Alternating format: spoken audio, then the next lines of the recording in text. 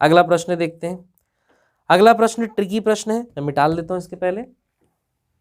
अगला प्रश्न हमें कह रहा है कि एक कमरा चौड़ाई से आधा अधिक लंबा है, यानी जितनी चौड़ाई है उसके आधी अधिक और कर देंगे तो वो लंबाई है, यानी लंबाई चौड़ाई की 1.5 गुना है आम भाषा में।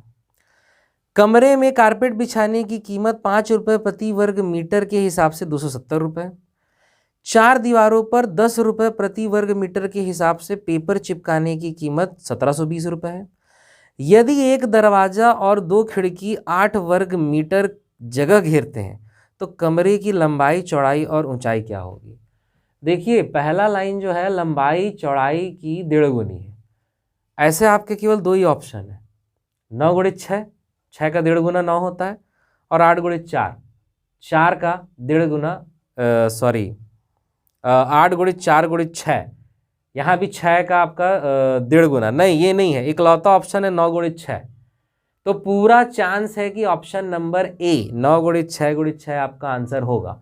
आप टिक मार के आगे बढ़ सकते हो पहली ही लाइन से, समझ आया। लेकिन हम इसे बना के देखते हैं, चलिए आगे चलते हैं, इसे बना के देखते हैं। क्या बोल रहा है कि अगर चौड़ाई मान लो आपका b है, चौड़ाई क्वेश्चन नंबर हम 9 देख रहे हैं, चौड़ाई यदि आपका b है तो लंबाई हमारा क्या होगा 3/2b, यही होगा, ठीक है। अब हम क्षेत्रफल के फॉर्मूले में आ जाते हैं, लंबाई गुणित चौड़ाई, यानी 3/2b गुणित b बराबर इसका क्षेत्रफल आना चाहिए, लेकिन क्षेत्रफल नहीं दिया है। क्षेत्रफल में 5 रुपये प्रति वर्ग मीटर की दर से गुणा करेंगे तो 270 रुपये खर्चा आता है, ये इस तरीके से लिखाएगा, ठीक है। 5 रुपये प्रति वर्ग मीटर, प्रति वर्ग मीटर है तो क्षेत्रफल में ही गुणा होगा। अब इसको आप सॉल्व कर दो तो सबसे पहले 3 से तो चल दिया 9 बार, फिर 5 से चल दिया 5 एकम और 5 अट्ठे 18 दूनी 36, b स्क्वायर बराबर 36, तो b बराबर कितना 6। अब b बराबर 6 है तो यहाँ पे क्या हो जाएगा, b 6 दिया 18, 18/2 यानी 9, लंबाई बराबर आ गया 9, आ गया 6 और 9, ठीक। वही ऑप्शन नंबर ए है, और 6 और 9 वाला और भी कोई ऑप्शन नहीं है, ठीक है। तो आप ऑप्शन नंबर ए टिक मार के आगे बढ़ सकते हो, पर चलिए हम आगे बनाते हैं। अब चारों दीवारों के क्षेत्रफल में कलर किया जा रहा है, तो कमरे की चारों दीवारों का क्षेत्रफल होता है 2 गुणित लंबाई धन चौड़ाई गुणित ऊंचाई बराबर चारों दीवारों का क्षेत्रफल, 4 वॉल्स एरिया, ठीक। अब 2 गुणित लंबाई 9 धन चौड़ाई 6 गुणित ऊंचाई आपको नहीं दिया है, निकालना है, लेकिन इसमें खर्चा दे दिया है 10, और वो कितना है 1720 रुपये। खर्चा में गुणा करने के बाद खर्चा कितना आता है 1720 रुपये। हल कर दोगे, ये खर्च 0 चला गया, 0 चला गया, यानी चारों दीवारों का क्षेत्रफल कितना है 172, ठीक। लेकिन इस चारों दीवारों में 8 वर्ग मीटर की क्या है भाई खिड़की और दरवाजे, तो खिड़की दरवाजों में कलर हो रहा है क्या, ठीक है। प्रश्न में क्या लिखा है, चारों दीवारों में 10 रुपये प्रति वर्ग मीटर के हिसाब से पेपर चिपकाना, सॉरी कलर नहीं, पेपर चिपकाना चारों दीवारों में, तो खिड़की और दरवाजे में पेपर चिपकेगा क्या, नहीं चिपकेगा। तो 8 इसमें जुड़ेगा या घटेगा, 8 इसमें जुड़ेगा। एग्जाम में यही गलतियां हुई हैं बहुतों से, क्यों जुड़ेगा, क्योंकि ये जो पैसा दिया है वो घटा के दिया है, इसलिए 8 इसमें आप जोड़ दोगे, प्लस क्या कर दोगे 8, यानी कितना होगा 180, 9 6 15 दूनी 30 गुणित ऊंचाई 30 से जाएगा 6 बार, तो ऊंचाई आ गई 6, तो लंबाई 9 चौड़ाई 6 ऊंचाई 6। मैंने तो पहले ही बोला था ऑप्शन नंबर ए, आप टिक मार के आगे बढ़ सकते हैं, लेकिन चलिए हमने बनाना भी सीख लिया, समझ आया। यही इस क्वेश्चन की जान है। मैक्सिमम -8 करेंगे 164, तो ये 5.8 आएगा। अब ऑप्शन में नहीं है और आप आगे बढ़ जाएंगे, ठीक है, वो भी हम निकाल चुके हैं, वो गलती हम कर चुके हैं, इसीलिए हम आपको बता रहे हैं जी नहीं, चूंकि ये पैसा पहले ही 8 को घटा के निकाला गया है, क्योंकि पेपर चिपकाया गया ना, तो खिड़की दरवाजे में चिपकेगा क्या, नहीं, यानी वाला क्षेत्रफल काउंट इस पैसे में नहीं हुआ है, इसीलिए 8 जो ये क्षेत्रफल 172 आएगा, फिर उसमें 8 को आप जोड़ेंगे। ठीक है, तो ट्रिकी प्रश्न था ये। चलिए आगे चलते हैं, अगला प्रश्न में टाल देते हैं भाई पहले।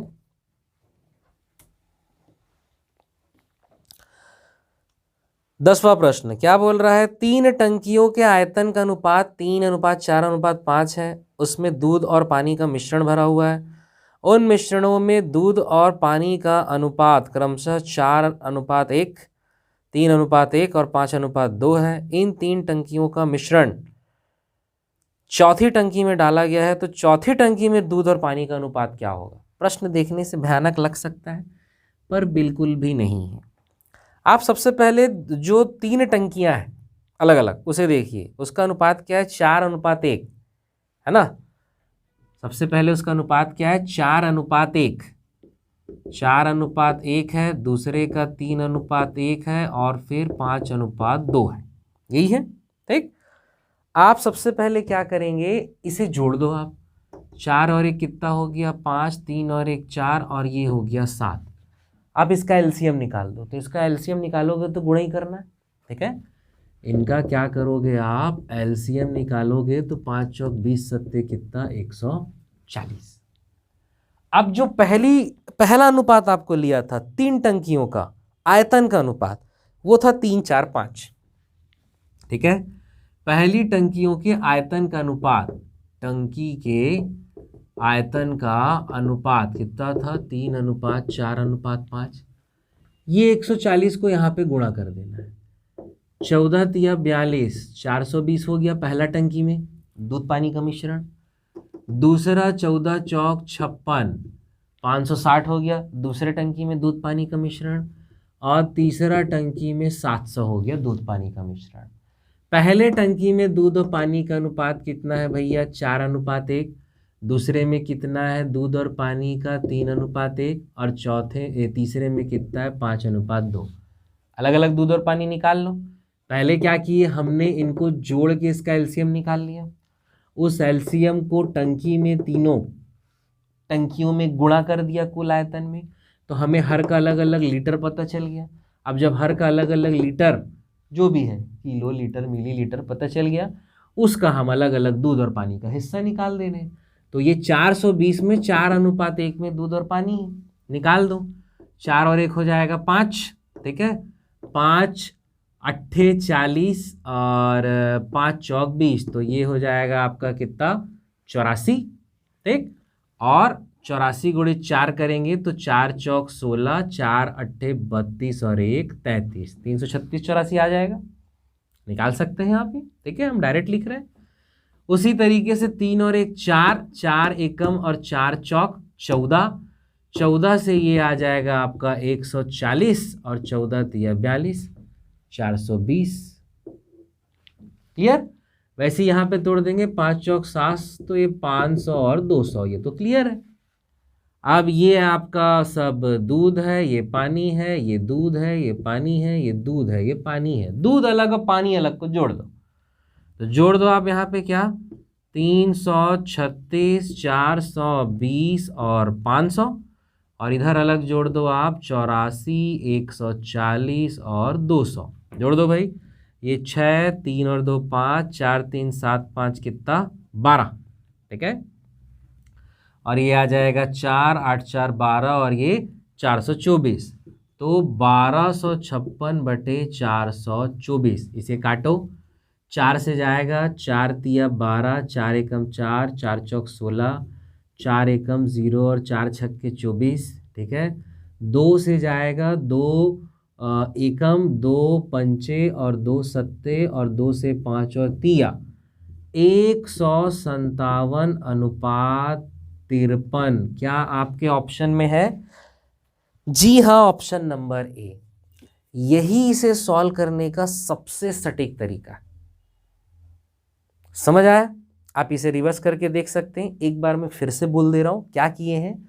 जो तीनों टंकियों का दूध पानी का अलग अलग मिश्रण का अनुपात था, उसे जोड़ दिए। ठीक है, और उसका एलसीएम निकाल दिए 140, और उस एलसीएम को जो टंकियों के आयतन का अनुपात था उसमें गुणा कर दिए, तो एक एक टंकी की मात्रा मिल गई।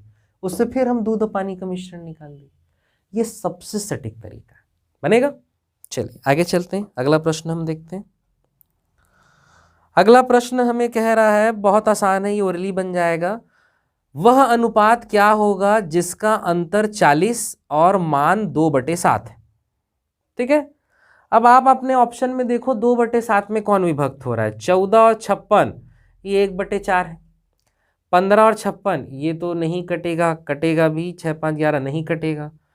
16 और 56 तो ये 8 दूनी 16 और 8 ही 7 ही 56, 2/7 आ गया। 2/7 प्रश्न में ही लिखा था।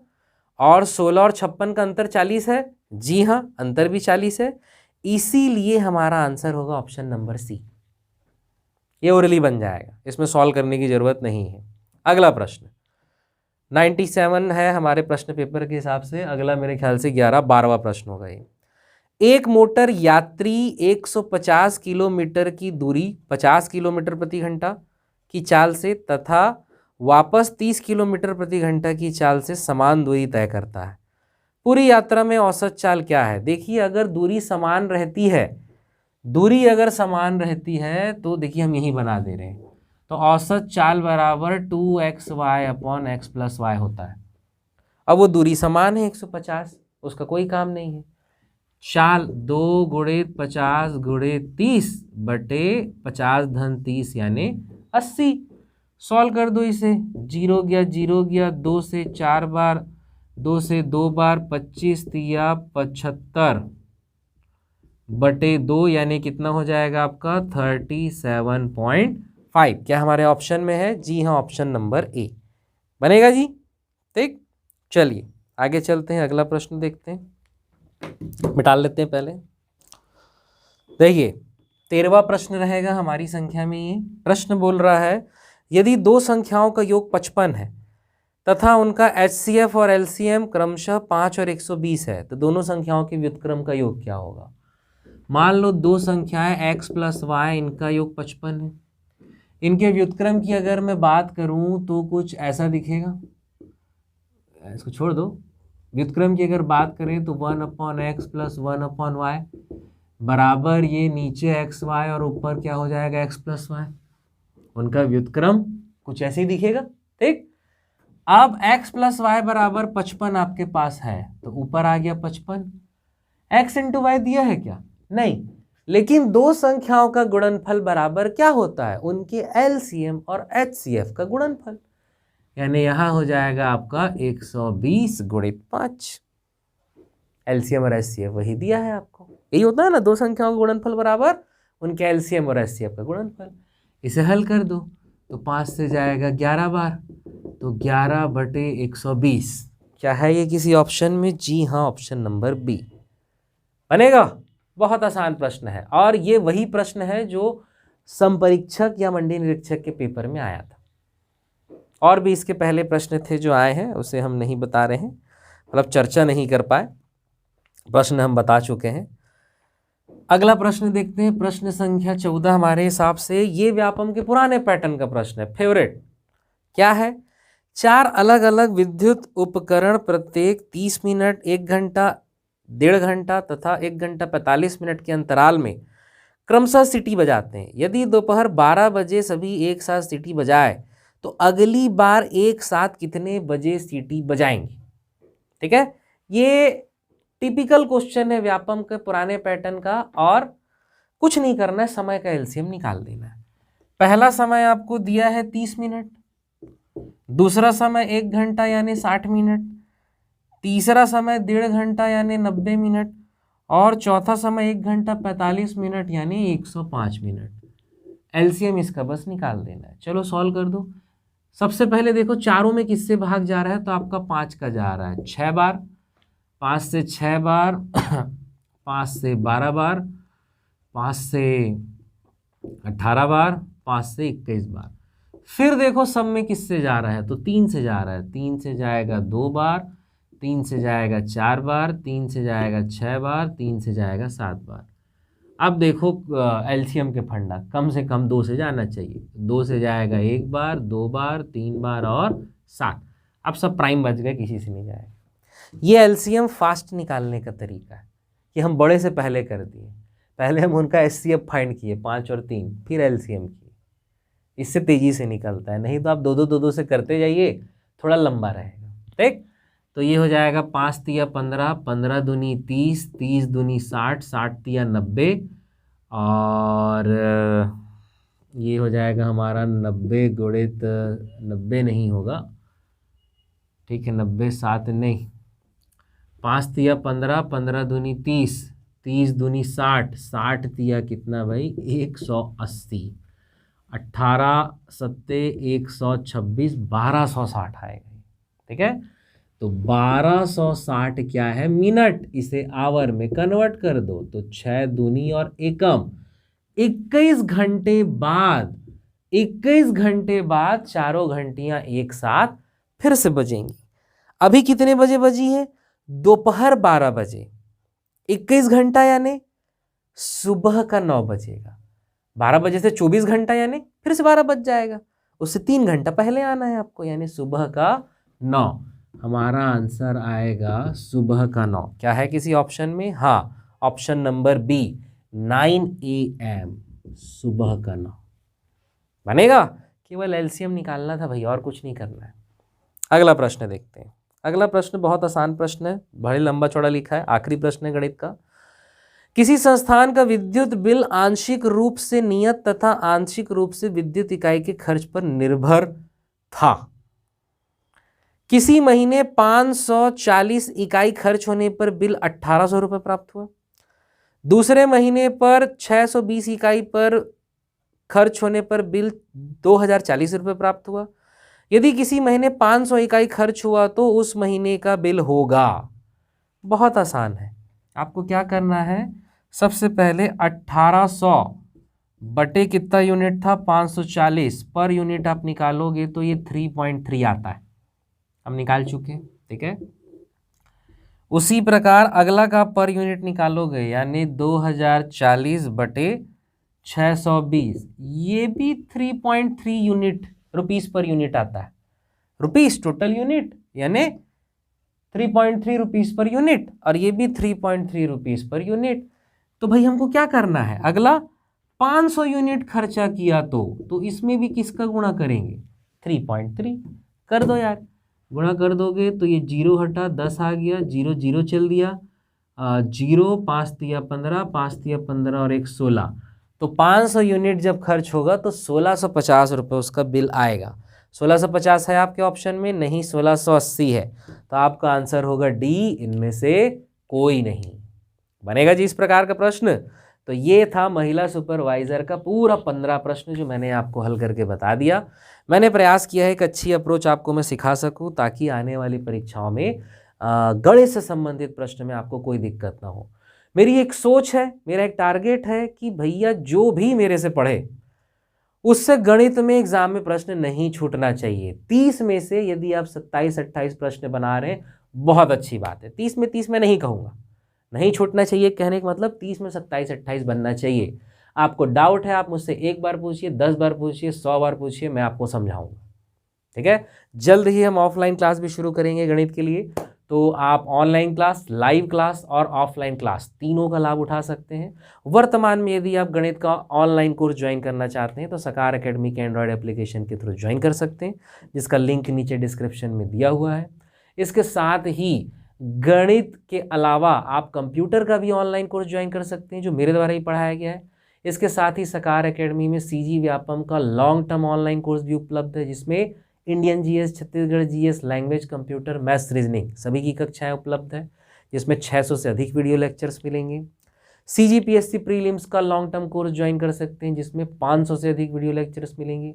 सब इंस्पेक्टर का long term online course join कर सकते हैं, जिसमें 550 से अधिक वीडियो लेक्चर्स मिलेंगे। और सीजीपीएससी मेंस का लॉन्ग टर्म ऑनलाइन कोर्स जिसकी वैलिडिटी 2 साल की रहेगी और 800 से अधिक वीडियो लेक्चर्स आपको उपलब्ध कराए जाएंगे।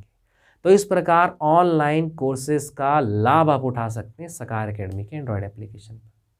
आई होप ये वीडियो आपको पसंद आया होगा। यदि पसंद आया तो लाइक करें, अपना फीडबैक कमेंट बॉक्स पे हमें ज़रूर बताएं और अपनी तैयारी जारी रखें, मेहनत करें एंड मोस्ट इम्पॉर्टेंट स्वस्थ रहें, सुरक्षित रहें। Thank you.